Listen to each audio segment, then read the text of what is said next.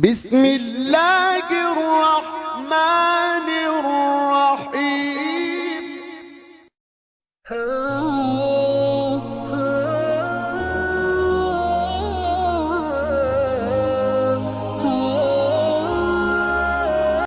अस्सलामुअलैकुम दोस्तों, charity cooking channel में खुश आमदीद, मोस्ट वेलकम जी आया हूँ।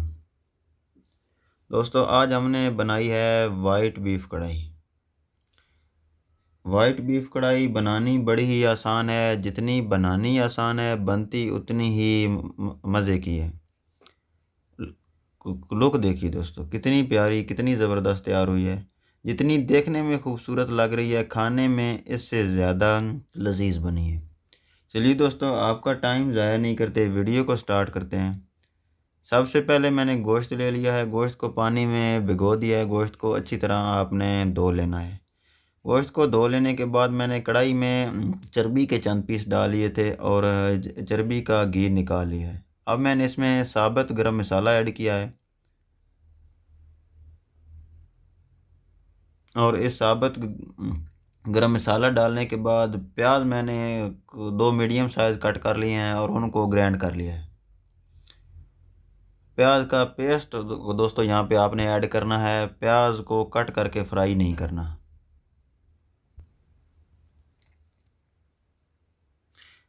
प्याज को दोस्तों आपने अच्छी तरह भून लेना है। प्याज को भून लेने के बाद अब हम इसमें 3 अदद सब्ज़ इलायची शामिल करेंगे।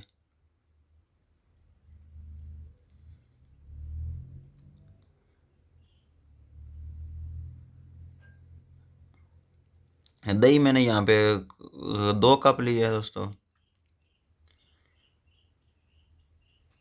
दही जब डालते हैं तो आंच को आप आहिस्ता कर लें और हल्की आंच पे आपने दही को भून लेना है। ये जो आपको ब्लैक कलर के बीच में नज़र आ रहे हैं, ये लौंग हैं, काली मिर्च है और तेज़ पत्ता, मोटी इलायची, ये मतलब जो गरम मसाला था साबुत डाला वो है। नमक इसमें शामिल कर लेते हैं।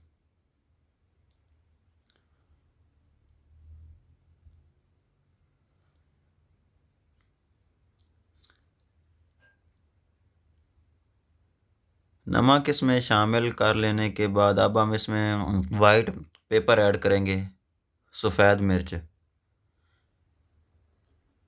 सफ़ेद मिर्च आपके पास अवेलेबल ना हो तो आप काली मिर्च भी शामिल कर सकते हैं, लेकिन लाल मिर्च आप हरगिज़ शामिल ना करें। मसाला तैयार हो गया दोस्तों, अब हम इसमें गोश्त डाल लेते हैं और गोश्त को इसमें अच्छी तरह भून लेंगे।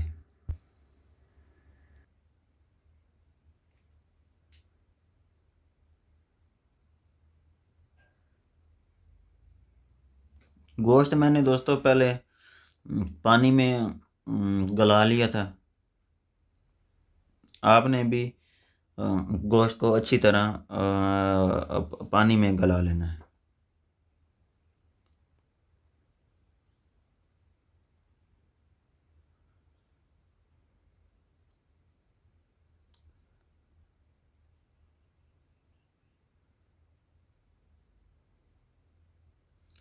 सब्ज़ मिर्च इसमें शामिल कर लेते हैं। सब्ज़ मिर्च शामिल करने के बाद अब हम इसमें बचा हुआ जो पानी था वो इसमें शामिल कर लेंगे, क्योंकि गोश्त में जो कसर रहती है वो भी कंप्लीट हो जाएगी और गोश्त भी अच्छी तरह गल जाएगा। ये जो गोश्त का पानी होता है ये गोश्त की यखनी ही होती है, तो इसको ज़ाया ना किया करें। इसको अगर आपके पास बच भी जाता है तो गोश्त के अंदर ही इसको डाल के आंच थोड़ी तेज़ कर दिया करें और इसको गोश्त के अंदर ही खुश्क कर लिया करें। इससे क्या होता है कि गोश्त का सारा जो टेस्ट और जायका होता है वो इसी पानी से होता है।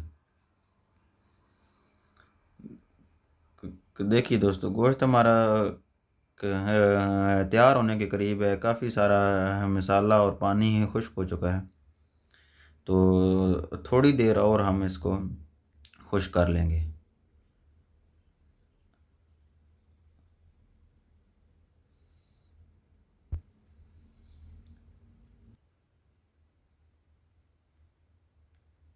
घी हमारा आहिस्ता आहिस्ता ऊपर आना शुरू हो गया है। तो अब हम इसमें क्रीम शामिल कर लेंगे।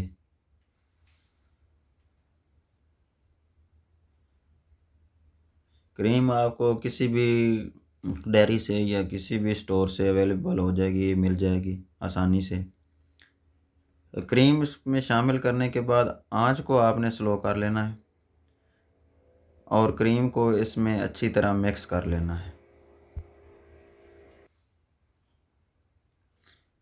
क्रीम डालने के बाद अगर आंच आप तेज़ रखें तो क्रीम जल जाएगी। हल्की आंच पे इसको आहिस्ता आहिस्ता भून लेना है। आंच मेरी बिल्कुल स्लो हो गई, मैं थोड़ी सी तेज़ कर लेता हूँ।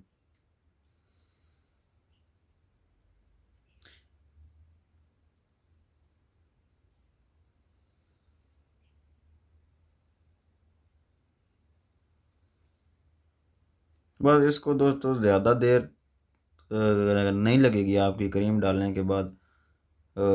4 से 5 मिनट में आपकी कढ़ाई तैयार हो जाएगी। तो अभी कढ़ाई हमारी तैयार हो चुकी है। चूल्हा मैंने ऑफ़ कर दिया है। अब आपको फाइनल लुक दिखाता हूँ। ये देखिए दोस्तों, कितनी ज़बरदस्त, कितनी मज़ेदार, कितनी बेहतरीन कढ़ाई तैयार हुई है। जितनी देखने में ज़बरदस्त लग रही है, खाने में इससे ज़्यादा मज़ेदार थी। आप भी इस रेसिपी को ज़रूर ट्राई कीजिएगा और मुझे कमेंट करके बताइएगा कि आपकी कढ़ाई कैसी तैयार हुई थी। वीडियो अच्छी लगी हो तो वीडियो को लाइक ज़रूर करें। अगर आप चैनल पर नए हैं तो चैनल को सब्सक्राइब करें, बेल आइकन ज़रूर प्रेस करें ताकि मैं नई आने वाली वीडियो की नोटिफिकेशन आपको टाइम पे मिल सकें। मिलते हैं नेक्स्ट वीडियो में, तब तक के लिए इजाज़त। अल्लाह हाफ़िज़, फ़ी अमान अल्लाह एंड रब राखा।